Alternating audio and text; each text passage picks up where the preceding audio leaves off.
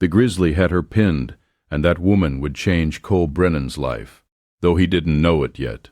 Sliding off his horse on the ridge with nothing but a rifle and 30 seconds to decide. He saw the spear first, broken, jutting from the dirt, and then the bear, and then the woman on her back fighting it with nothing but her hands. He was off his horse before he even thought to be. One shot cracked through the trees. The bear wheeled on him. He fired again and again, and when the silence came back, it came back different than it had been before. What he did not know, riding down toward her through the blood-darkened grass of the White Mountains in the autumn of 1884, was that she would also save his. Cole Brennan had no family, no land deed worth keeping, and no particular reason to stay anywhere.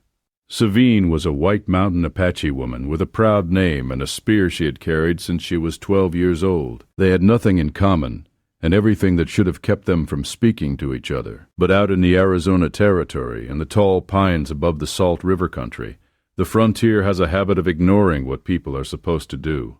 Watch till the very end, because what begins here does not end where you think it will.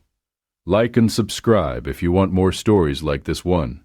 Now, the autumn of 1884, the White Mountains of Arizona Territory. Cole Brennan came to the territory without much of a plan.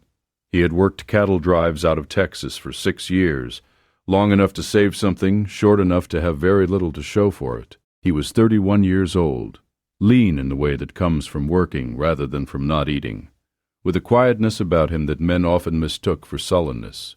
He did not talk much. He thought a great deal. When he laughed, it surprised people, because the laugh was warm and it did not match the rest of him. He'd bought 40 acres from a man named Pruitt, who was leaving the territory in a hurry and willing to take almost nothing for a parcel that had a creek running through it and a cabin that needed half its roof re-chinking. Cole paid what Pruitt asked without haggling, which surprised Pruitt and pleased him. The land was not much to look at in October. The aspens had gone yellow along the creek bottom, and the grass was the color of straw. The cabin faced east, which meant the mornings were bright through the single window. He spent the first week fixing the roof. He spent the second hauling in firewood. He spent the third wondering if he had made a mistake. The nearest town of any size was Springerville, half a day's ride northeast. He went in for flour and coffee and a box of .44 shells. The man behind the counter at the general store looked at him the way people look at a stranger they've already decided something about. Cole bought what he needed and did not go back for 2 weeks. The land around his 40 acres was Apache country, and anyone who had been in the territory longer than a season knew it. Not hostile, not anymore. The long wars had ended badly for everyone, and the White Mountain Apache were settled now in their own way, ranging the mountains and the high valleys the way they always had, not looking for trouble with the ranchers who had pushed in from the south and east. Mostly, the ranchers left them alone. Mostly, Cole had no feeling about it either way. He had seen enough of what men did to each other over the years that one more category of grievance did not move him much. He kept his rifle clean and his horse fed, and he let the land alone to tell him what it wanted from him. He had been on the spread for 5 weeks when he rode east along the ridgeline looking for a section of fence he thought might be down. The pines up there were big and old, the kind that had been growing long enough to make a man feel like a recent invention. The air was cold and clean and smelled of resin and something that might have been snow coming, though it was too early in the season. He let his horse, a blue roan named Tucker, pick the pace. Tucker was not a fast horse, but he was a careful one, and Cole had come to trust his judgment about terrain. He heard it before he saw it. Not a scream exactly, more like a sound with a scream inside it, high and sudden and cut off almost immediately. Tucker stopped without being asked and turned his ears toward a draw about 30 yards below the ridge. Cole was down and moving before he had a full picture of what was in the draw. What he had was this: a young woman on her back in the dirt with a broken spear shaft in one hand, and a grizzly bear the size of a draft horse standing over her, and the bear just beginning to bring its full weight down. He pulled the rifle, planted his feet in the loose shale, and fired. The shot took the bear high on the left shoulder. It turned. It was an old male, heavy across the chest, with scars across its muzzle from fights it had won. It looked at Cole the way things look at you when they have not yet decided whether you are worth killing. Cole worked the lever and fired again, lower this time, behind the shoulder. The bear dropped to one knee, rose, took 3 steps toward Cole, and then stopped, swayed, and went down into the brush like a wall falling. Silence. Tucker was 30 feet up the slope, making his feelings known. Cole did not blame him. He went down into the draw. The woman was sitting up by the time he reached her. She had a gash on her left forearm, deep enough that it had already soaked through the leather of her sleeve, and a bruise coming up on the side of her face that was going to be bad by morning. She was looking at the bear, not at Cole. When she looked at him, she did not look afraid. She looked like someone calculating a debt she did not yet know how to pay. She said something in Apache. He did not speak it. She seemed to understand this immediately, and did not try again. "You're hurt," he said, because he had to say something, and that was the truth of it. She looked at her arm, then back at him. She said in English that was careful and deliberate, "I have been hurt before." Her name was Sahveen. He would not learn that until later. In that moment she was a wounded woman in a draw with a dead grizzly, and Cole was a man with a rifle and very little sense of what came next.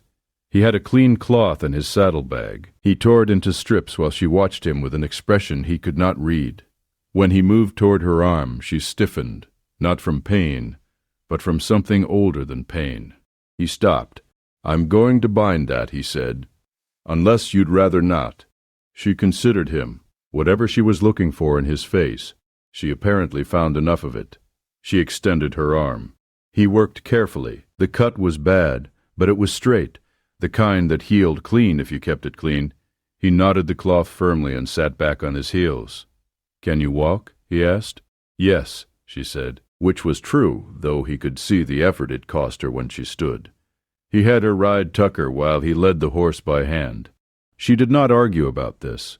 They walked in the direction she indicated, northwest along the base of the ridge, into the pines where the shadows were already long and the afternoon was giving up on being warm. She told him, after a while, that the bear had come on her from behind. She had been checking snares near a dry wash. Her spear had broken on its first strike, a flaw in the wood she had not caught when she cut it. She said this plainly, without embarrassment, the way a craftsman talks about a tool that failed them. "Where are your people?" he asked. "A day from here," she said. 2 days where they are now. He stopped walking and looked up at her on the horse. "You were out here alone for 2 days from your camp?" 3 days, she said. "I was going further." He started walking again. He did not know what to say to that, so he said nothing. They made camp when the light was gone. He had biscuits from that morning, hard and cold, and coffee he made from creek water and a fistful of grounds wrapped in cloth. He gave her the biscuits. She ate without comment. He drank the coffee and watched the fire and tried to remember the last time he had sat this close to another person at night. It had been a long time. She slept on the far side of the fire with her blanket pulled up and what remained of the spear shaft close to her hand. He was not offended by this. He would have thought less of her if she had trusted him more easily. He kept the first watch and let the fire burn low and listened to the pines move in the dark. In the morning she was already awake when he opened his eyes, sitting cross-legged and looking at the coals. The bruise on her face had come in fully overnight, purple-black along the cheekbone, but she moved with more ease than he expected. She rewound the cloth on her arm herself, tightly, without asking for help. They broke camp without speaking much about it. She rode Tucker again. Cole walked. By mid-morning she had begun to teach him the Apache name for things they passed, a particular kind of rock, a stand of oak, a hawk sitting in the dead upper branches of a ponderosa watching them go by.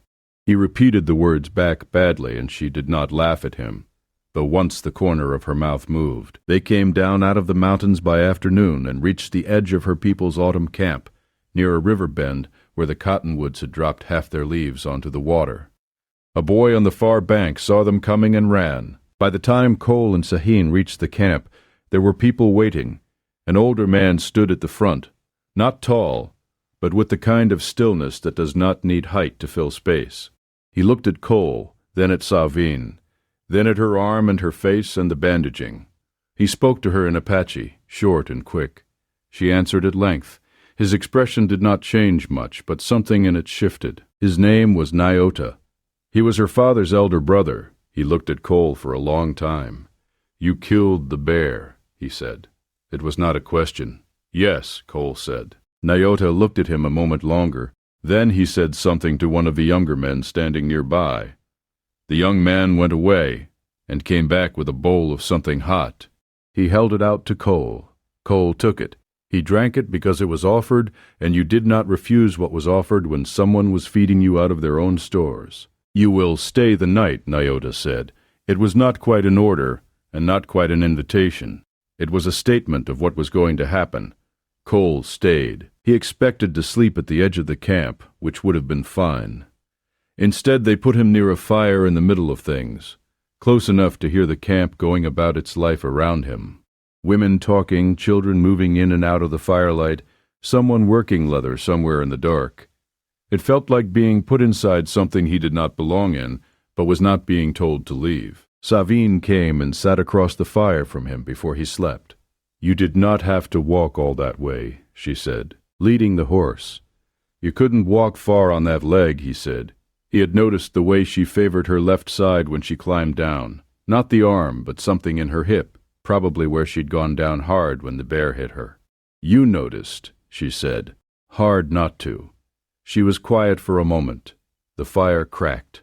Somewhere behind her, a child laughed at something. "My people do not trust men from the ranches," she said. "You should know this." "I figured," Cole said. "What happened today doesn't change that. Not for most of them." "I know," he said. "I'm not asking for anything." She looked at him steadily. "What are you asking for?" "Nothing," he said. "I just wanted to make sure you got back." She sat with that for a moment. Then she said, "Sleep. You have a long ride tomorrow." He slept. And in the morning Tucker was fed and watered, which he had not asked anyone to do, and there was dried meat wrapped in a piece of cloth set by his saddle. He rode out before the camp was fully awake, nodding to the men he passed, who watched him go with expressions that told him very little. He thought about Sahveen most of the ride home. He was honest enough with himself to know why. He fixed fence for 3 days after that and tried not to think about her. It did not work particularly well. On the 4th day he saw riders coming along the east edge of his property, Apache horsemen, and he stood out in front of the cabin and watched them come. There were 5 of them. Nyota was in the front. Sahveen rode beside him. She had her arm in a proper sling now, the bandage replaced with something cleaner. The bruise was fading from purple to yellow. She looked at the cabin and at the creek, and at Cole with the same careful assessing look she'd had in the draw, taking in information, filing it. Nyota stopped his horse a few yards from where Cole stood. "We have brought something," he said. It was a buck, already dressed, a big one, more meat than Cole could eat in a week. 2 of the younger men unloaded it from a pack horse and set it in the shade of the cabin wall. "You didn't need to do that," Cole said. "We know," Nyota said. "We did it because we chose to." Cole looked at Sahveen. She was watching him with an expression he still could not entirely read. Careful, not cold, but careful. He invited them in for coffee. Nyota declined on behalf of the group, and they turned their horses and rode back the way they'd come. All of them except Sahveen, who had stopped her horse 10 feet from Cole and was looking at the creek. "It runs all year?" she asked. "Seems to," Cole said. "I've only been here since late September." "It runs all year," she said, as if confirming something she had already known. "There is a spring further up, a good spring. The water in this creek comes from it." "Good to know," he said. She looked at him. "My arm is healing." "Good," he said. "You sewed it well." "I didn't sew it," he said. "I just wrapped it." "You wrapped it well," she said, which was not a correction exactly. Then she turned her horse and rode after the others. He watched her go. He went inside and cut a piece of the venison and cooked it for supper, and ate it alone at his table with the fire going. And he thought that the Arizona Territory was a stranger place than he had expected it to be when he came. 3 days after that she came alone.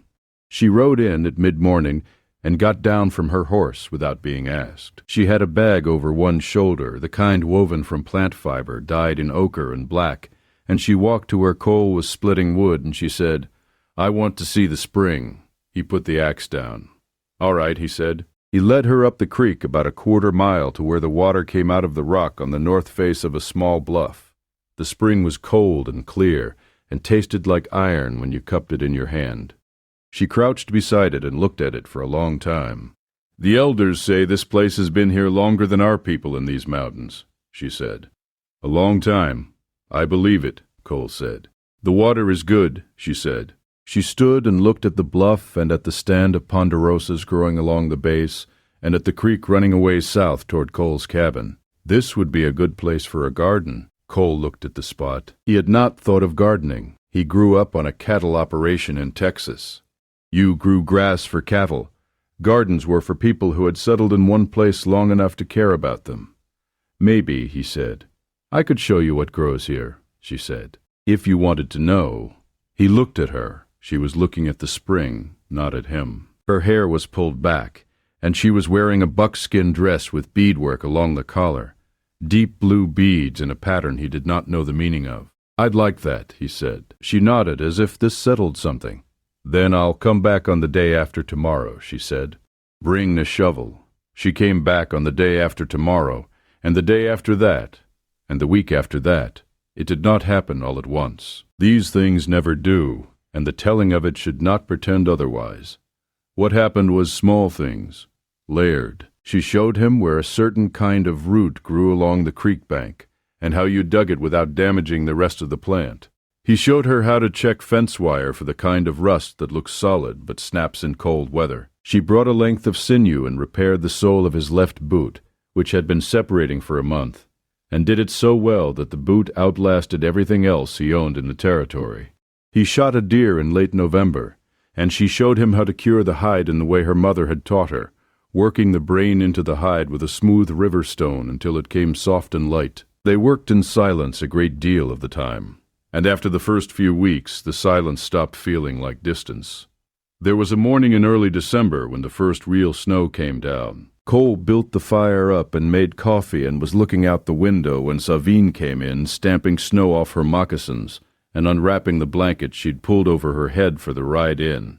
She sat at the table and put her hands around the cup he set in front of her, without saying anything, and it occurred to Cole, not for the first time, but more clearly than before, that he was no longer lonely. He had not noticed the loneliness leaving, but it had.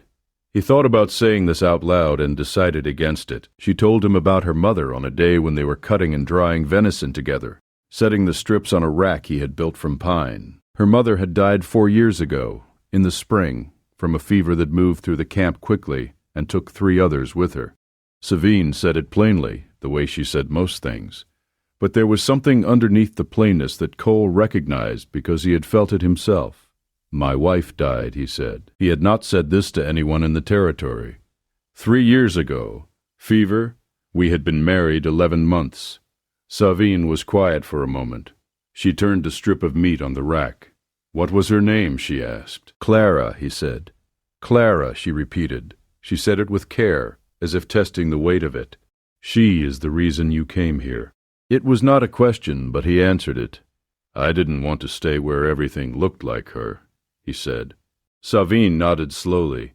"I understand that," she said. "When my mother died, I could not sleep in the same place in the camp for a year.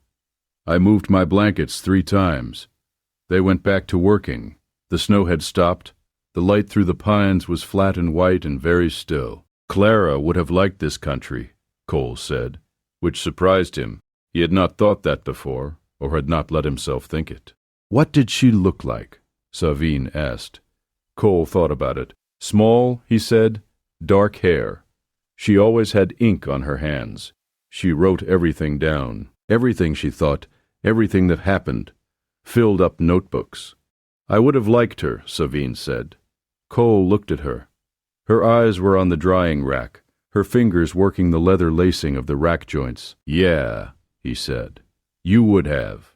She came back the next day, and the day after that. He stopped being surprised when she arrived and began to notice when she did not. She was teaching him Apache words, not systematically but practically, slipped into conversation when a thing appeared. The word for snow, the word for woodpecker, which he used correctly the first time, and she rewarded with a short nod, the word for patience, which she said sounded like something water did, and he had to think about that for a day before he understood what she meant. He was slow with it, but he was serious about it, and she seemed to appreciate the seriousness, if not the speed. He tried to explain cattle ranching to her once, the economics of it, how you ran your calculations on heads per acre and water per head, and grass per year, and whether the math worked. She listened with genuine attention. When he finished, she said, "So you are trying to make sure nothing surprises you. That's more or less it," he said. "It never works," she said, "but it is good to try." There was one afternoon in the second week of December when she had brought her own work with her, a piece of leather she was cutting and forming into something, following a pattern she carried in her head. She sat at his table and worked. He sat across from her and mended a piece of harness. The fire was low. Tucker was in the corral. Outside, the wind moved through the pines. Cole looked up once and found her looking at him. She looked back down at her work immediately. He looked back down at his. The fire ticked. The wind moved. Neither of them said anything. He thought about that moment for a long time afterward. He was 31 years old and had been in love before, and knew the feeling well enough to know when it was returning, quieter and stranger than the first time, as if it had learned patience from being away. He did not say anything about it. It was not the right time, and he was not certain enough of anything to risk what they had built. She was not an easy woman to know quickly.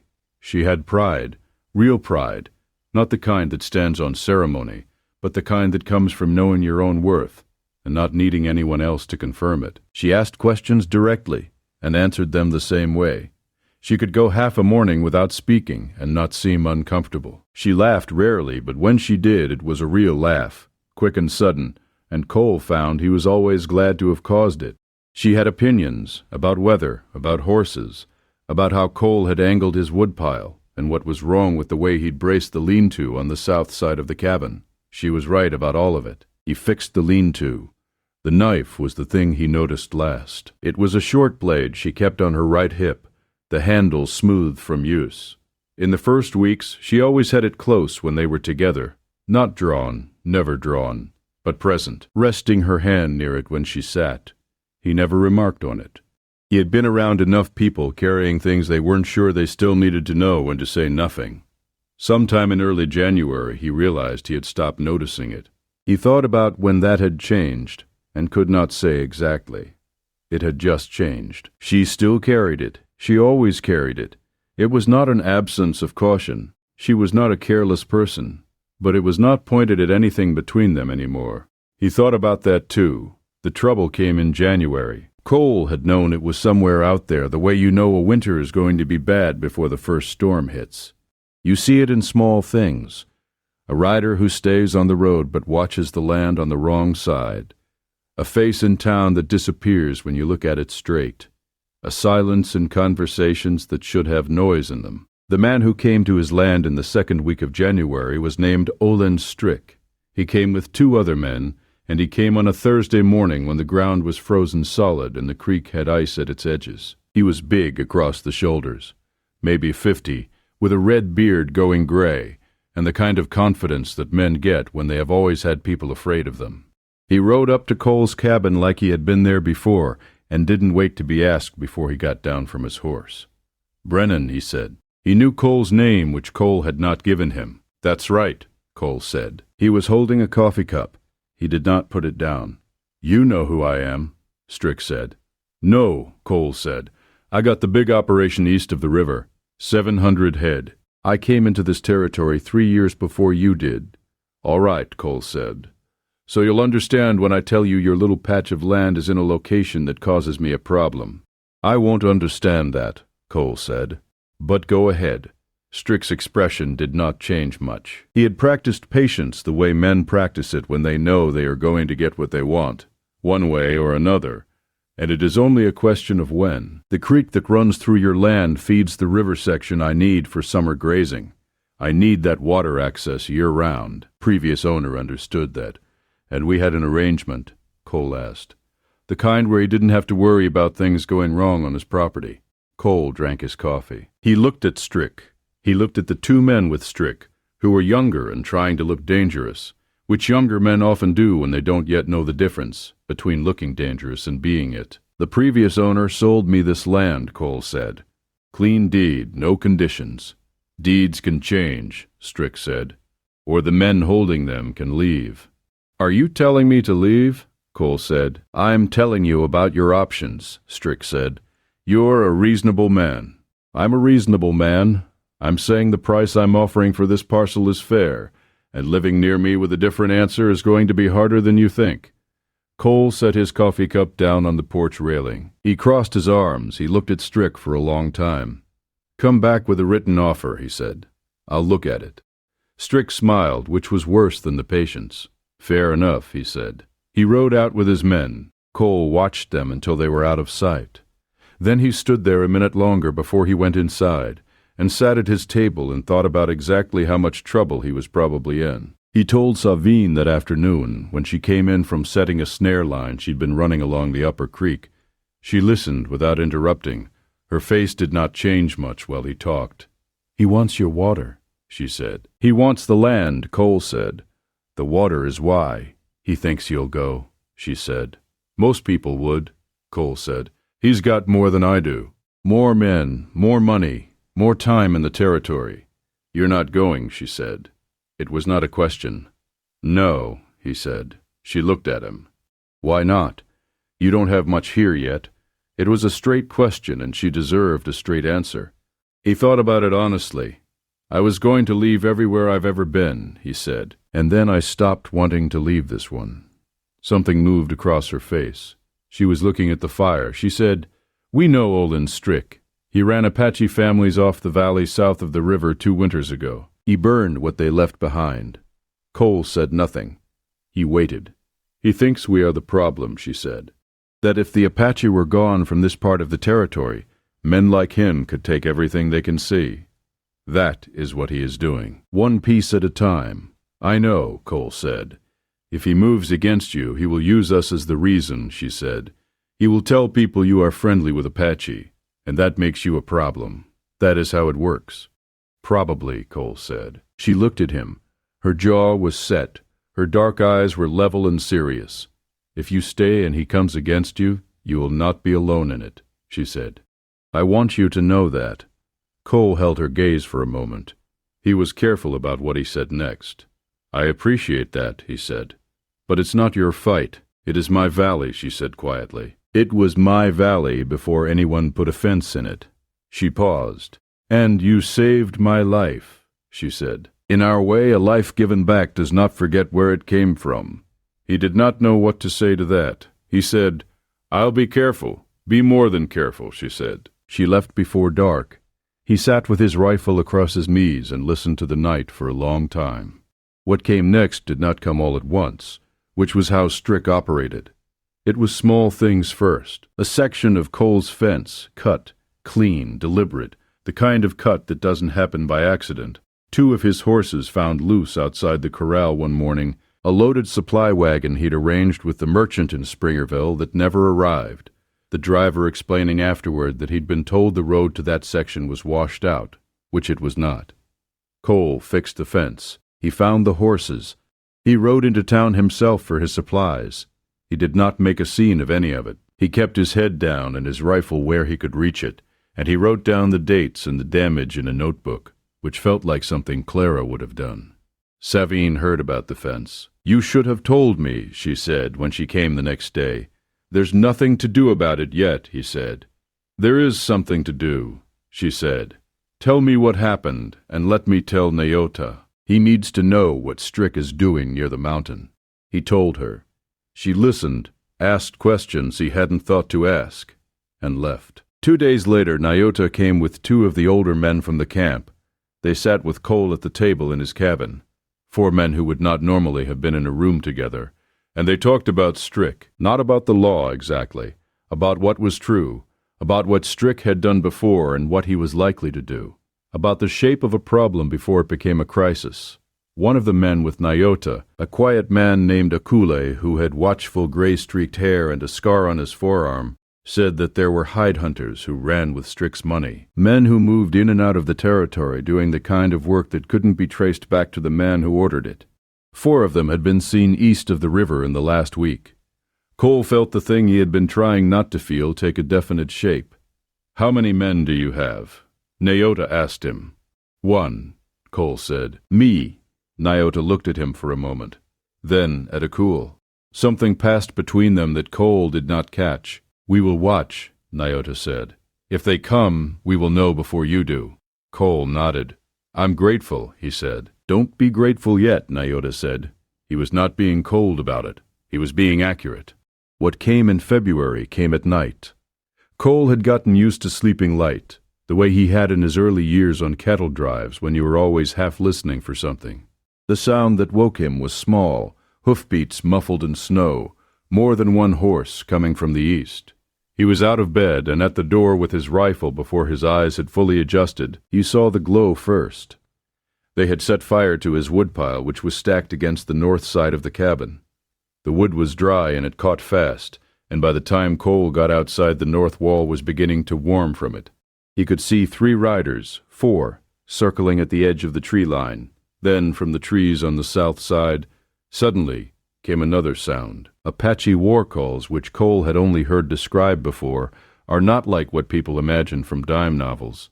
They are high and sharp, and they carry a quality of absolute intention that has nothing performative in it. 3 horsemen came out of the south tree line at a run, and 2 more from the east, and the riders who had set the fire, there were 4 of them, made the calculation fast. They ran. Nyota's men drove them northeast for a quarter mile and came back at a walk. Nyota himself was there, in the firelight, watching Cole beat the fire out of the woodpile with a wet saddle blanket. Akule was beside him. They fought the fire together for 40 minutes. The north wall was scorched, but the cabin stood. Cole sat down on the cold ground when it was done. He was covered in ash, and his hands had burns on them from the blanket work. And he sat there for a moment with his elbows on his knees and his head down. "They'll try again," he said, "or Strick will find a different way." "Yes," Nyota said. Cole looked up. Nyota was watching him. "Why?" Cole said. He meant all of it. Why they had come. Why they had stayed. Why they were still standing there in the dark with ash on their coats. Nyota was quiet for a moment. Then he said, "My niece told me who you are." Cole said nothing. "She told me what you did, and what you didn't do," Nyota said. "There are many men who shoot a bear. Very few of them walk all day leading a horse, so a wounded woman does not have to." Cole sat with that. Sahveen was there. He had not seen her in the dark, but she was there, on horseback at the edge of the firelight. She had come with them, had been there the whole time.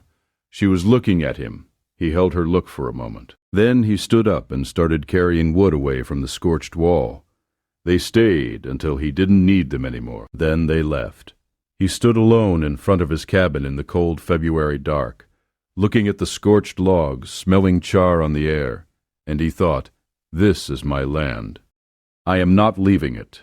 He slept 3 hours and rode to Springerville in the morning. He did not go to the law first. He had learned enough about how law worked in the territory to know that the man you went to depended very much on who else had been there first. He went to the land office, which was run by a man named Whitaker, who was meticulous and humorless, and had an abiding distaste for anything that made his records complicated. Cole showed him the fence cuts, described the fire, named Olin Strick. Whitaker wrote it down and looked deeply unhappy about it. Then Cole went to the deputy, who was a younger man with a mustache and the look of someone who knew he was in a difficult position. He wrote everything down and said he would look into it. Then Cole went to the man who ran the newspaper, 2 pages, printed twice weekly, who had the bright-eyed look of someone who had been waiting for a story and knew it when he heard one. 3 days later there was a story in the paper. It did not name Strick directly. It described a series of incidents against a rancher in the White Mountain foothills and asked what the law intended to do about it. It was a small paper, but it reached Springerville and the ranches around it and the territorial capital post road. Olin Strick came to Cole's door the following week. He came alone this time, which was either a sign of confidence or a sign that he had decided to change tactics. He stood outside the cabin and did not get off his horse. "You made things complicated," he said. "You set my cabin on fire," Cole said. "You can't prove that," Strick said. "Not yet," Cole said. They looked at each other. Your Apache friends, Strick said. They were at your place that night. They were visiting, Cole said. Since when is that illegal? Strick's jaw moved. Men in this territory don't trust a man who keeps Apache company. I've noticed, Cole said. I've also noticed that the men who keep saying that are always trying to take something from somebody.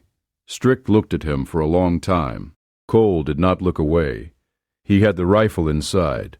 He had left it inside deliberately, partly because he didn't want this to become something it didn't have to be, and partly because he had found that men like Strick were more unsettled by a man who stood in a doorway without a gun than by one who stood there with one.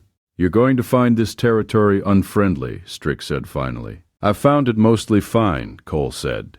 Strick rode away. Cole stood in the doorway and watched him go, and felt something tight in his chest that might have been fear, or might have been anger, and was probably both. He went back inside and wrote the date in the notebook. The hide hunters came in late February, not at night this time. In the late afternoon when the light was long and amber across the valley floor. There were 4 of them on horses, moving south along the tree line, and Cole saw them because Tucker saw them first and told him with his ears. Cole stepped out onto the porch. He had the rifle. The 4 men stopped at the edge of the property. They looked at Cole. One of them had a torch, unlit, in his hand. That was what they were there to do, burn it, in daylight this time, where he could see them. So he would understand that the newspaper and the land office and the deputy had not changed anything. He raised the rifle. From the trees on either side of the 4 men, 8 horses stepped out. Nyota's men, bow-armed and still. Akule was on the left side. Sahveen was on the right, with a bow Cole had not known she carried. She was watching the man with the torch. The 4 hide hunters looked left, looked right, looked at Cole. The man with the torch put it away. They rode north without speaking. Cole stood on the porch until they were gone. Then he lowered the rifle and looked at the trees and the riders watching from them. Sahveen was looking at him. She was not smiling. She was just looking at him the way she looked at things she was deciding about. He walked out to the tree line. That was the last time, she said. They know now. You think Strick's done? He said. I think Strick will find someone else to push, she said. Men like that always do. They go where there is no one to stand against them.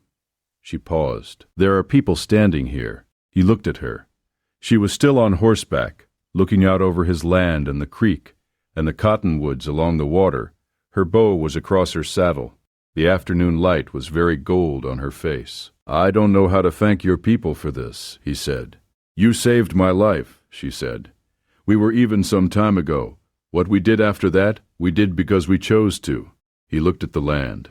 40 acres and a creek and a spring and a cabin with a scorched wall. He thought about what she had said about the spring, about the garden, about the water running all year. The spring, he said. You mentioned a garden. She looked at him. In spring, she said, when the ground thaws. I'd still like to know what grows here, he said, if you still want to teach me. She was quiet for a moment. Then she said, I still want to teach you. He nodded. She nodded. They stood there in the amber light with the creek running and the pines still, and it was the most certain he had felt about anything in several years. The weeks after that were quieter. Strick's men did not come back. The deputy came out once and looked at the scorched wall and wrote more things in his book. Whitaker at the land office sent a letter noting that Cole's deed was properly registered and clear of encumbrance. Whether any of this stopped Strick or whether it was the memory of 8 bows in the tree line, Cole could not say. He suspected the second more than the first. He repaired the north wall through February. He ran his cattle count and found he had done better than he'd expected through the winter. Only 2 losses. He wrote to a man he knew in New Mexico who had a small herd to sell, wondering about prices in the spring. Sahveen came and went through the late winter, sometimes with other women from the camp, sometimes alone. When she came alone, they settled into the rhythm they had built. Work in the morning, coffee, talking, working together on whatever needed doing.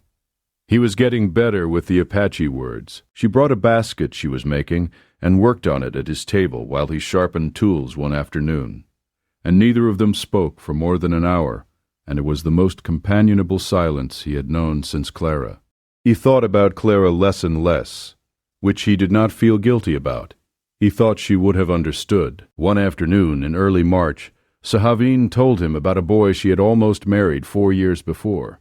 His name was Chatin, and he had gone east to fight, and not come back. She said it plainly, in the way she said most painful things, looking at what she was doing with her hands while she said it. Cole said, "I'm sorry. I am not sorry he was who he was," she said. "I am sorry he is not still in the world." "That's a different kind of sorry," Cole said. "Yes," she said, "there are many kinds." He understood that. He had learned the varieties of grief himself. She said, "You are not like any man I expected to know." "What kind of man did you expect?" he said. She thought about it. "Louder," she said, "and more certain of things." Cole laughed. She smiled. It was a good afternoon. The ground thawed in March, and she brought seeds, a root plant she called keys, and something small and green that grew along the creek she said had a wild peppery taste. She showed him how to turn the soil near the spring and where to put things. He dug where she told him to dig. She worked beside him in the wet earth, her hands quick and sure, explaining as she went. He found himself wanting to remember everything she said. He had started keeping notes in Clara's style, small things in the margins of his ledger, the word for the plant, the way to test soil moisture, the name of the spring, which Sahveen said had an Apache name that meant something like the water that waits. They were crouched by the edge of the turned earth one morning when she stopped working and said, without looking at him, "You are not going to leave." "No," he said. "The creek will run through your land when you are old," she said. "I expect so," he said. She picked up a small stone from the earth and turned it in her fingers, looking at it. "I have been thinking about something," she said. "What?" he said. She was quiet for a moment. He waited. "I have been thinking that this is a good place," she said. "That I am glad it belongs to someone who understands what it is." He looked at her. She was still looking at the stone. Her hands were brown with soil. The morning light was thin and clear. "Sahveen," he said. She looked at him then. "I'd like you to stay," he said. He said it the way he said most things, quietly, without decoration, looking at her straight. "Not just to visit, to stay, if that's something you want." She held his gaze. He could not tell what she was thinking, which was normal. He waited. "What I want," she said slowly, "is to show you where the other spring is, the one in the upper valley, and to see what you do with this land in 5 years, and to know that when I come here, I am coming home." He let out a breath he had been holding for some time. "Then stay," he said. She looked at the spring. She looked at the creek. She looked at the cabin with its scorched north wall half repaired, the new logs bright where the old ones had burned. "I will go to my uncle," she said. "He will need to know." "I'll go with you," Cole said. She looked at him. "You do not have to do that." "I know," he said. "I want to." She was quiet for another moment. Then she got up from the ground and brushed the dirt from her hands. "Then we go tomorrow," she said, "and you should bring something." "What?" he said. "Something you made, or something you caught, something that cost you work." He thought about that. "I'll think of something," he said. She nodded. She went back to planting. They rode to the camp the next morning.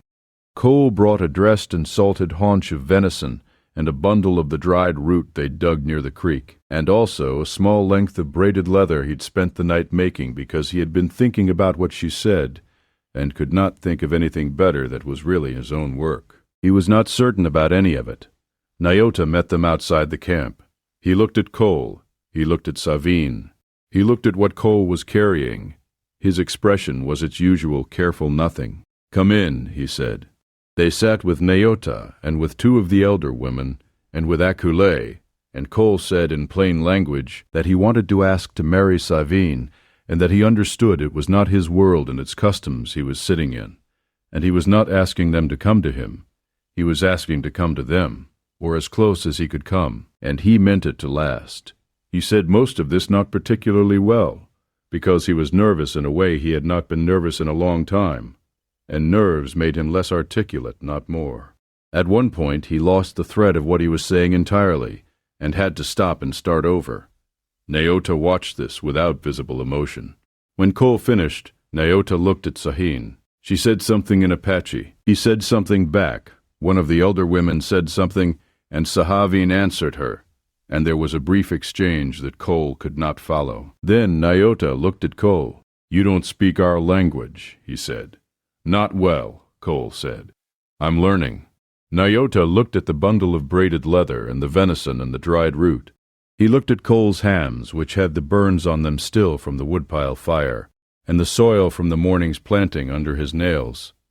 "Sahveen says you are a man who does the work in front of him," Nyota said. "I try to be," Cole said. "She says the land there is good," Nyota said. "The water is good. She says you understand the water." "She taught me," Cole said. "The spring." Nyota nodded slowly. He looked at Sahveen again. Something passed between them that Cole would not have understood even if he could see it clearly. "We will talk for 2 days."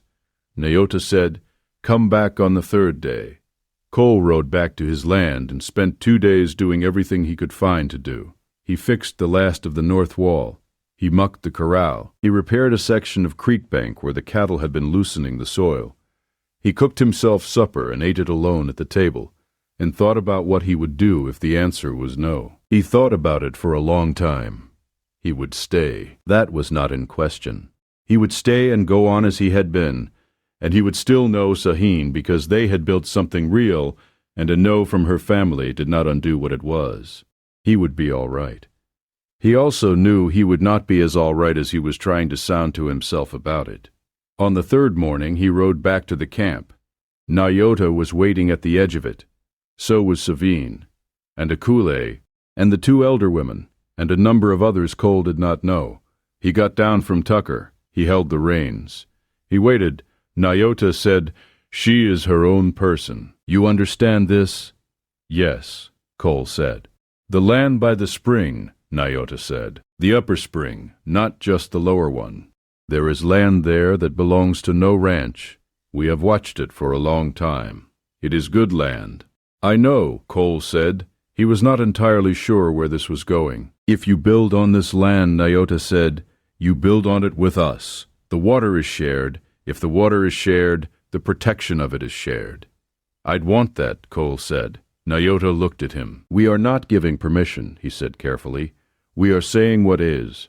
Sahveen makes her own choice. We are saying that if she chooses you, and if you are the man she says you are, then you are not separate from us. You are here in this valley with us, for good or bad." "I understand," Cole said, and he meant it. Nyota looked at Sahveen. She was looking at Cole. Her expression was the careful one he knew, the one that took in information and filed it and did not give away what it was doing with it. And then, slowly, it changed into something else, something open, and a little afraid, and more certain than the afraid. "Yes," she said, simply, like water finding its level. Cole let out a breath. He looked at her. "Yes," he said back, which was not the most articulate thing he had ever said, but it was the truest. There was a sound from the people gathered, not quite a cheer, something quieter and more serious than a cheer, more like an affirmation. Akule made a sound that might have been approval. The elder women spoke to each other. Nyota said nothing. He looked at Cole for a long moment, the same measuring look he had given him in the draw that first day, taking inventory. Then he extended his hand. Cole took it. They were married in the spring, when the creek was running full and the aspens were coming back, in the way Sahveen's people did it, which Cole found more serious and more plain and more meaningful than anything he had expected. He wore clean clothes. She wore white deerskin worked fine and soft, with beadwork along the collar in the deep blue pattern he had asked her once about, and she had explained meant something like the one who stays. The ceremony was long, and he understood almost none of the words. He understood enough. There was food afterward, and a fire, and people Cole had come to know by sight, and was starting to know by name, and at some point in the evening Nyota sat beside him and said nothing for a long time, and then said in English, "She has been alone a long time. Don't let her be alone." "I won't," Cole said. Nyota nodded. He did not say anything else. He didn't need to. Cole and Sahveen built on the upper spring land that summer, with help from both sides, Apache men who knew the timber and the stone, and a man from Springerville Cole had hired on who knew how to set a foundation in rocky soil. It was a bigger cabin than Cole's first one, with 2 rooms and a proper porch facing east. The garden went in between the spring and the cabin, and Sahveen planted it in the way she knew, and Cole turned the soil and hauled water the way she taught him. Tucker spent the summer looking smug about having known something Cole hadn't. The valley was quiet that fall. Strick had moved his operations further east, where there was no one standing in the tree line. The deputy had made something stick eventually, not the fire, but a disputed deed that came apart under scrutiny, and it had cost Strick enough that further trouble wasn't worth the mathematics of it. The newspaper man wrote a second story, which Cole read and found adequate. In the evenings, Sahveen sat at the table and Cole sat across from her, and sometimes they talked and sometimes they didn't, and the fire burned and the creek ran outside and Tucker stood in the corral being a horse. She kept the spear shaft, the broken one from the draw, the one that had snapped on the grizzly's hide. It stood in the corner of the cabin near the door, dark with age, the break at its tip smooth from where she had run her thumb along it 1,000 times. Cole asked her once why she kept it. She said, "So I remember what I was doing when everything changed." He looked at the broken shaft. He thought about the sound he had heard, that high cut-off sound, and the draw below the ridge, and the bare and the blood-darkened grass. He thought about the weight of a life going in one direction, and then, in less than a second, turning onto something else entirely. It was a good spear, he said. It broke. Something better came from it. He looked at her. She was looking at the spear shaft with the same careful expression she brought to most things, taking inventory, filing it. "Something did," he said. She looked at him then, with the kind of look that does not need anything else to go with it. He looked back. The fire burned. The creek ran. The White Mountains stood around them in the dark, old and patient and indifferent to the small, necessary, complicated business of 2 people building a life from what the country left them, which was, in the end, enough, more than enough, everything if you knew how to look at it.